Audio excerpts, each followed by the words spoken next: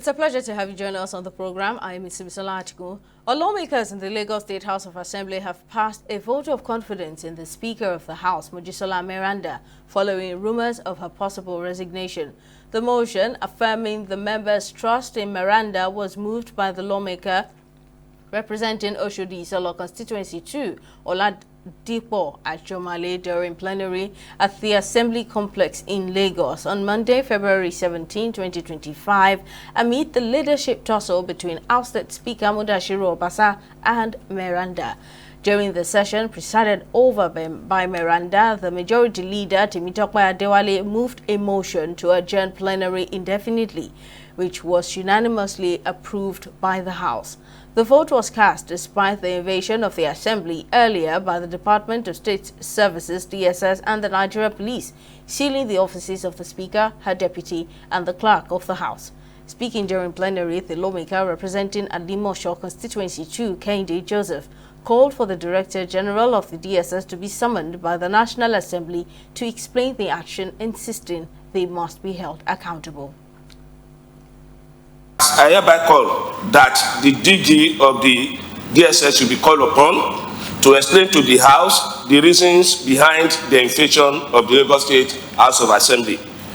That he should please call his men to order that whatever collateral damages that might have happened should be recorded on them. That the governor of Lagos State, that I call on all our political leaders to stop these shenanigans before it leads to death of any members of the Lagos State House of Assembly, because the House has been desecrated and are made to come to the chamber with weapons. That the governor of Lagos State, Mr. Babajide Sanwo-Olu, as the chief security officer of the state, should please come to our aid and set up a panel to unravel what led to the invasion. If there are issues, they should approach the leadership. If there are issues anywhere, they are serious. We fought when we are in the university level that there must be democracy in this country. What we've seen today, I don't know what we are going to tell our children. That we have to force ourselves to our own chamber.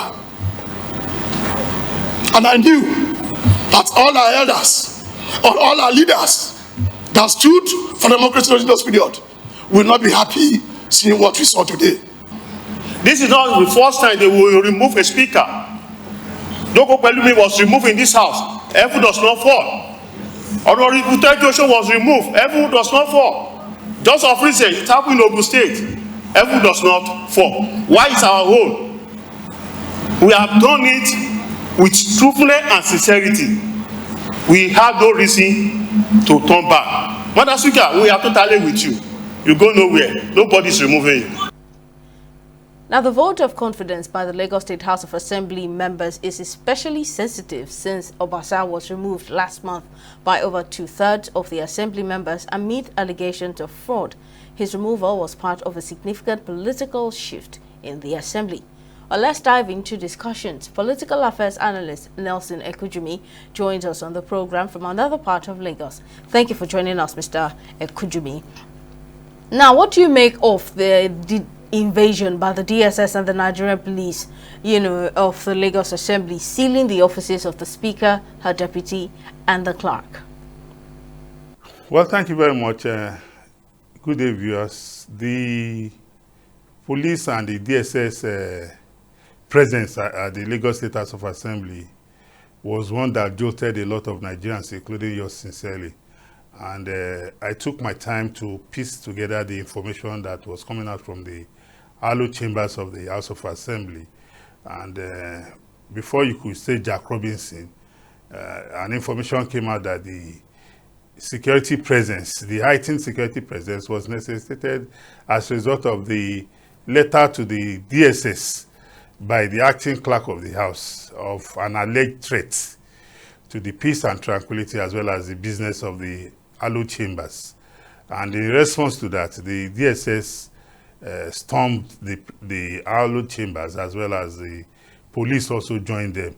And the House of Assembly, we had so many reports, so many information that you need to take your time and not allow yourself to be hoodwinked by people who just want to speculate and run away with things that are not true. But by and large, I think it was an embarrassment. It was something that was needless because of what transpired. What I mean by that is that the altercations between the operatives and the staff of the House of Assembly was unnecessary, even though one recognized that the DSS and the police were responding to their constitutional mandate, which is to secure life and property. And in doing that, one would have expected the clerk of the House, the acting clerk, to have intimated the leadership of the House, as well as the DSS and the police also interfacing with them that, look, we have this information and we are going to act on it. Please be informed beforehand. Well, I wouldn't know why they decided, or maybe they did, but the picture that came out is not something that we can be very proud of. It's something that cast us in bad light, because every story out there is the invasion. And that was why when you mentioned invasion, I changed it to my own narrative of presence. I wouldn't call it invasion, because invasion means somebody who is uninvited. But the information there is that they were invited by the management of the House, excluding, I want to believe I'm right, the leadership of the House of Assembly. I'm talking about the legislators now, who have a leadership that is in place. So for me, it's an embarrassment, and I can tell you for free, I was shocked by the reports that started coming out early in the day. It was being ascribed that somebody was coming to forcefully impose himself on the House, but lo and behold, those rumors became unfounded. It could not be substantiated. Well, how would you interpret this ongoing tension between the DSS and the staff of the Lagos State House of Assembly? Because even though the DSS has issued a statement saying it acted on the invitation of the State House of Assembly, the House has also issued a statement that even though it indeed asked the DSS for more security protection for the Assembly complex, it never asked the agency to seal off the place or offices of principal officers. Now, is this part, in your opinion, is this part of a larger political struggle within Lagos State politics? No, I don't believe so. It's not a political struggle in any way, because the information we had was that the clerk invited the security agencies to come and fortify security against an alleged or a suspected threats to the peace and tranquility, as well as the business of the House. So that has nothing to do with politics. It's about an attempted violations of the laws of the land. When you are playing politics, you don't take your politics, to degenerate or to develop into, violating the laws of the land.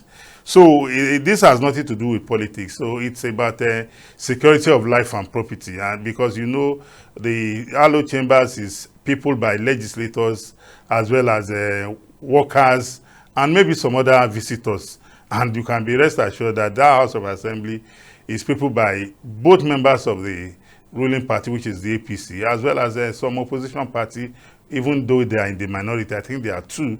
But they are also recognized by law as members. So it's not about a political struggle at all. Now, with these allegations of fraud and other charges leveled against the ousted Speaker Obasa, do you believe that his removal was also motivated purely by these charges, or the usual political maneuvering? Well, we're all aware that the former Speaker was removed by the members of the House of Assembly, who leveled some allegations against him, which also was not only about financial impropriety, but also about high-handedness and what have you. So if members who have elected one of their own, one among equal, to be their leader, have deemed it appropriate to remove him or her, it is also within their right, because the right to be every member in that house represents a constituency. No member is superior to the other. But when you are elected into a leadership position in in a group of which the House of Assembly is one, I think it is the prerogative of the members to remove you if they deem you are not acting according to the dictates of the office for which you have been elected.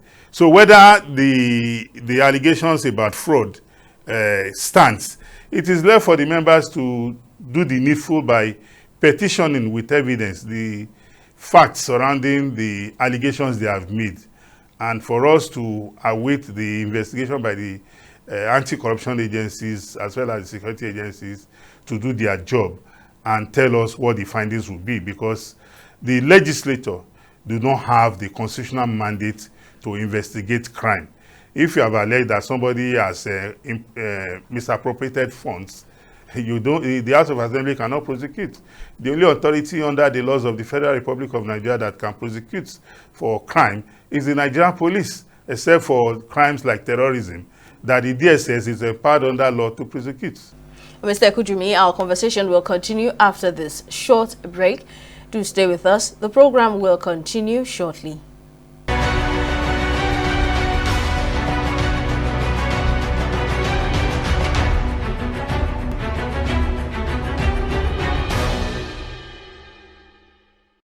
Welcome back. We're still discussing the recent pandemonium at the Lagos State House of Assembly, focusing on the standoff between the Assembly staff, the Department of State Services DSS, and the Nigeria Police Force. Political affairs analyst Nelson Ekujumi is still my guest on the program. Now, Mr. Ekujumi, the lawmakers have now passed a vote of confidence in the new Speaker Mojisola Meranda after that incident in the House. Do you think, or rather, what do you think this means for her position moving forward? It's a stamp of affirmation, because a lot of people have been making so many insinuations. Some were even saying, oh, she has resigned. Some are saying she's been pressurized to resign. And a lot of things are flying all over the place. But the lawmakers, again, came out yesterday after what happened. Maybe somebody among them moved that motion, because, you know, the House works by motion. It's one of the legislative instruments. Somebody moved that motion that, look, for us to show the whole world that we are still on the same page, let us reaffirm our earlier position taken in electing her as the Speaker. And that was why they passed that vote of confidence, to tell any doubting Thomases that we have absolute confidence, we are in charge of our senses, we know what we are doing, we affirm what we did previously. And that is to tell you that they have passed the referendum on the leadership of the House, headed by Honorable Meranda from Apapa constituency 01, that she has been elected as the Speaker of the House, and she has the support of majority of the members to lead the House. Now, in all of this, what do you think is the fate of the ousted Speaker, Obasa? I mean, is there a chance that he might attempt to regain his position despite the vote of confidence given to the new Speaker? And let's move that forward, his political career. Well, I want to educate or inform our viewers that, like we always say, 24 hours is a long time in politics. If by tomorrow, I wonder why all this hula baloo about the Lagos State House of Assembly, leadership matter. Because we have seen leadership changes in other houses of assemblies, including the National Assembly, all over the country since the democratic dispensation in 1999. And none has continued to attract, attention and public discussion even almost a month after. And I won't be surprised if this discussion also extends till we conduct the 2027 general elections. If the members of the House deems it fit that they want the impeached former Speaker to return back to his office, it's within their prerogative. I'm not a member of the House, and they are adults. I can't teach them what to do. They are the ones who elected him as Speaker at a point in the political history of that House, and they are the ones who also deemed it fit to remove him and make somebody else. So if he plays his card right with them, and they feel, oh, let this man lead us again, except they don't do the needful, he has the opportunity of returning to lead the House if the members desire it. It's within the powers of the members of the House. The latest developments be a sign of a continuing struggle for control in the Lagos House of Assembly. I mean, during the plenary session led by Miranda, some lawmakers blamed the invasion on the former speaker. Now, what impact do you think this will have on the state's House leadership? We always say, if the wall does not open, the lizards will not have where to hide. Like we say in Yoruba language. That's the interpretation I just did earlier in English. And it is that for whatever happens in the Lagos State House of Assembly today, or even tomorrow, all accusing fingers will be pointed at the former speaker, Mudashiru Obasa. It is not unnatural. But if you are pointing any accusing fingers at him, it is for you, if you are rational and logical, to ask for the evidence. Because I told you earlier, when this story broke yesterday, it was like, oh, the former speaker is coming in, he wants to come and impose himself. And throughout, even till this hour, almost 24 hours after, no sign of the former speaker anywhere near the house. So that means that story was just mere unfounded rumor. So the former speaker has his work cut out for him to seek reconciliation. But again, I must congratulate him for taking the civilized means of going to court to seek redress over his removal. That is what some of us have advocated since he was removed, and he claimed he was removed illegally. We have advised that he cannot be a judge in this case. He has to surrender, to the judicial arm of government, which is in charge, which is responsible for resolving disputes between government and even between government and individuals, and even between individuals and individuals. So for me, the former speaker has to tread carefully, has to show that, look, I'm like you. I'm not in any way superior to you, my friends, my brothers, my sisters in this house. We're all on the same page. All I'm fighting for is that I feel I've been wronged. And if I feel I've been wronged, I've not carried arms, I've not imported thugs to come and attack anybody. I'm just going to court to say my own, that, look, let the law take its course. So for me, I think the former speaker, because we have a new speaker, Miranda, the former speaker will have a lot of questioning, a lot of answers to give to anything that happens within that house. Because even if anybody catches cold in the house, it could be ascribed to the spiritual power of the former speaker, because today is the object of attack, and that is unfortunate, but that is the reality. But whoever says that, my opinion is that provide evidence for us to be on the same page, or else you are just taking a walk in the park.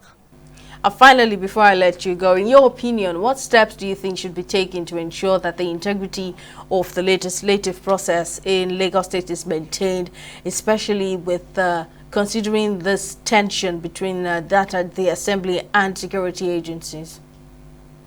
No, the integrity of the Lagos State House of Assembly has never in any way been in doubt. It has never been questioned.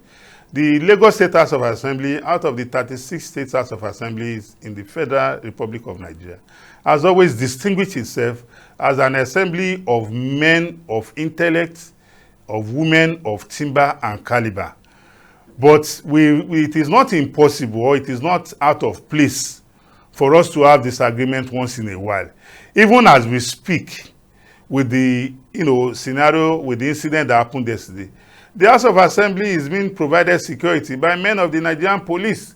So even like our people say, the tongue and the teeth always quarrel once in a while. But that does not mean they won't be on the same page, or else there will be trouble for the mouth. You won't be able to consume anything if the two of them are quarreling. So the incident that happened in the House yesterday does not in any way take away the independence of the Lagos State House of Assembly, and it does not in any way damage the relationship that the House have with the security agency. You just saw what happened.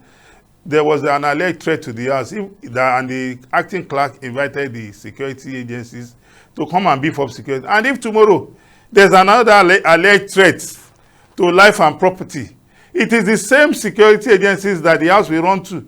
So the House have a responsibility to ensure that they have an harmonious relationship with the security agencies. The security agencies are being funded and paid, remunerated with the Nigerian taxpayers' money, and that money is also appropriated from that house. So how can you fight, or you want to turn your back to where your mouth is? It's not possible. So what happened, it will not in any way rub off the integrity of the house, and it will not in any way harm the relationship between the legislature in Lagos State and the Nigerian security agencies. I believe strongly in that. Well, all stakeholders and residents of Lagos are closely watching to see what will happen in the coming days. Mr. Nelson Ekujumi, we truly appreciate you sharing your thoughts on the matter. Thank you very much for your time. And that's all on this episode of the program. Thank you for watching. We'll see you again next time.